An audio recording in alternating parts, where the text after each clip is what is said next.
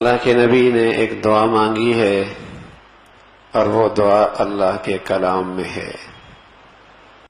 رب السجن احب الی، جیل جانا مجھے زیادہ پسند ہے، مما یدعوننی الی، اس گناہ کی گندگی سے۔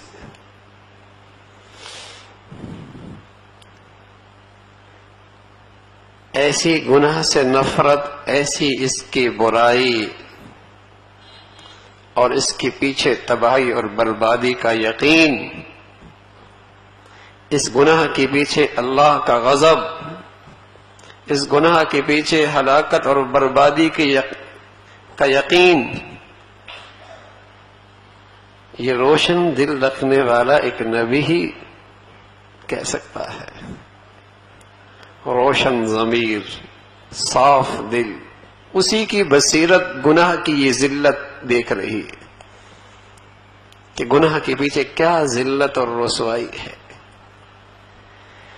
کہنے لگے رب السجن احب الیہ مما یدعوننی الیہ، اے اللہ اس گناہ سے بچا لے، اگر اس کی خاطر مجھے جیل جانا جار پڑے تو مجھے یہ پسند ہے، جیل جانا مجھے زیادہ پسند ہے۔ تاریخ کوٹری، اور یہ بھی کوئی نہیں پتا کب تک یہ قید و بند کی صحبتیں برداشت کرنی پڑیں گی، اس لیے کہ بس اوقات میرے عزیزو کوئی ایک گناہ اس پہ شرمندگی نہ ہو، بس اوقات وہ انسان اپنی پوری عاقبت برباد کر دیتا۔ کون سا گناہ موت کے وقت مصیبت بن کے آ جائے اور بغیر کلمے سے چلا جائے؟ کون سا گناہ؟ کس گناہ کے پیچھے کوئی ایسی مصیبت چھپی ہو کہ ساری زندگی کی نیکیاں صفر ہو جائیں؟ کون سا گناہ موت کے وقت آڑ بن جائے، زبان پہ کلمہ جاری نہ کرنے دے؟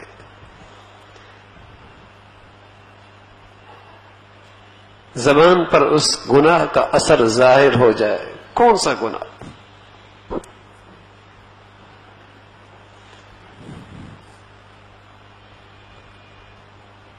اس لیے حضرت عبداللہ ابن عباس رضی اللہ عنہ فرمایا کرتے تھے، اللہ کی نافرمانی کے پیچھے اللہ کا غضب چھپا ہوا کرتا، اللہ کی نافرمانی کے پیچھے اللہ کا غضب چھپا ہوا ہوتا ہے۔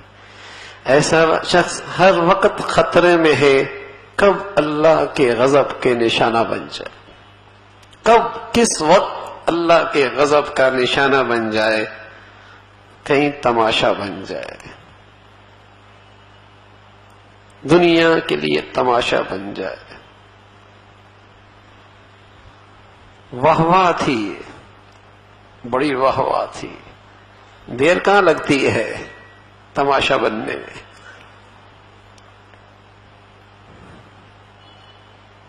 اوپر سے نیچے آنے میں اللہ کے لیے کوئی لمبے چوڑے فوج کی ضرورت کوئی نہیں، بس اس کا تو طے کرنا ہے۔ تو عبداللہ ابن عباس رضی اللہ عنہ فرمایا کرتے تھے، نہ جانے کون سا گناہ اس کے پیچھے اللہ کا غضب چھپا ہوا ہو اور وہ اس کے لیے ہلاکت کا باعث بن جائے۔ لیکن آج کے مسلمان کی ہمت اتنی پست ہے اور گناہ اس کی زندگی میں ایسے رچ بس گئے کہ اس کا خیال بھی اسے نہیں آتا کہ میں نے اپنے دامن کو گناہ کی ہر گندگی سے بچانا ہے، یہ خیال ہی نہیں آتا اس کو، یہ طے ہی نہیں کرتا، یہ عزم ہی نہیں کرتا کہ میں نے اپنے دامن کو ہر گناہ کی گندگی سے بچانا ہے۔ اس نے تقسیم کر رکھے ہیں، اپنی زندگی تقسیم کر رکھی ہے، کچھ اللہ کے لیے، کچھ شیطان کے لیے، کچھ اللہ کے لیے، کچھ دنیا والوں کے لیے، کچھ مسجد کی زندگی، کوئی سوسائٹی کی زندگی۔ اس نے اپنی زندگی اپنے خیال سے تقسیم کر رکھی ہے اور اسی پر مطمئن ہے۔ اسے یہ خیال ہی نہیں کہ شیطانی زندگی کبھی ایسی رسوائی دکھائے گی کہ ساری زندگی بے دینی کی ہو جائے گی۔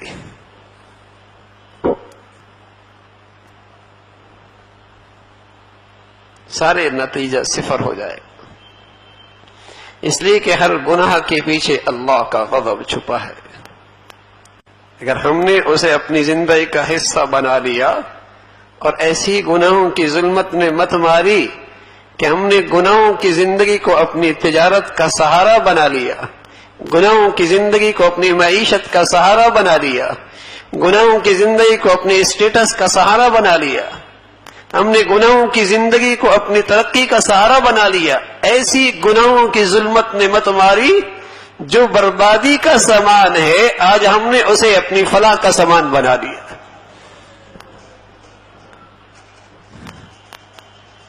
جس میں ہلاکت ہے اسی کو ہم نے اپنی نجات کا ذریعہ بنا دیا، جس میں پستی اور ذلت ہے اسی کو ہم نے اپنی کامیابی کی شاہراہ سمجھ لیا۔ ایسی گناہوں کی ظلمت نے مت ماری ہے۔ اللہ کی نافرمانی بہت بڑی احسان فراموشی ہے۔ کب تک گناہوں کی آگ میں جلتے رہیں گے میرے عزیزو؟ اس آگ کی تپش اس دنیا میں کم ہے، قسم خدا کی موت کی کڑواہٹ اس تپش سے بھی گناہگار کے لیے زیادہ ہے، اور قبر کی بربادی اس سے زیادہ ہے، اور کل کی آگ نار اللہ الموقدہ التی تطلع علی الافئدہ، وہ اللہ کی آگ ہے، وہ صرف جسموں تک بس نہیں ہوگی، وہ دلوں تک بھی چھو جائے گی، دلوں تک بھی وہ آگ پہنچ جائے گی۔ دنیا کی آگیں مٹی ڈالنے سے، پانی ڈالنے سے بجھ جایا کرتی ہے، وہ اللہ کی سلگائی آگ ہے، وہ نہیں بجھے گی۔ دنیا کی آگ بھی گناہوں کی شکل میں آدمی اس میں جل رہا ہے، اور موت کی کڑواہٹ اس گناہ کی نحوست سے اس سے بھی زیادہ تکلیف دہ ہوگی۔ اب علیہ الصلوۃ والسلام فرمایا کرتے تھے، اللہ کے مجرم کی سانس جس انداز سے نکلتی ہے، زمانہ دنیا والے دیکھ لیں اسے یوں بھی یارو مددگار چھوڑ کے بھاگ جائے، لیکن اللہ نے پردے میں رکھا ہے، اسے پتہ ہے جو اس سے بیت رہا ہے، جو اس سے گزر رہا ہے۔ پھر مثال دی، فرمایا باریک سا کپڑا، دوپٹہ اگر جھاڑیوں میں الجھ جائے اور پھر اسے کھینچ کر نکالا جائے، جیسے وہ دوپٹہ تار تار ہو جاتا ہے، ایسی جب اس کی روح نکلتی تو جسم اس کے ٹکڑے ٹکڑے تار تار ہو جاتا۔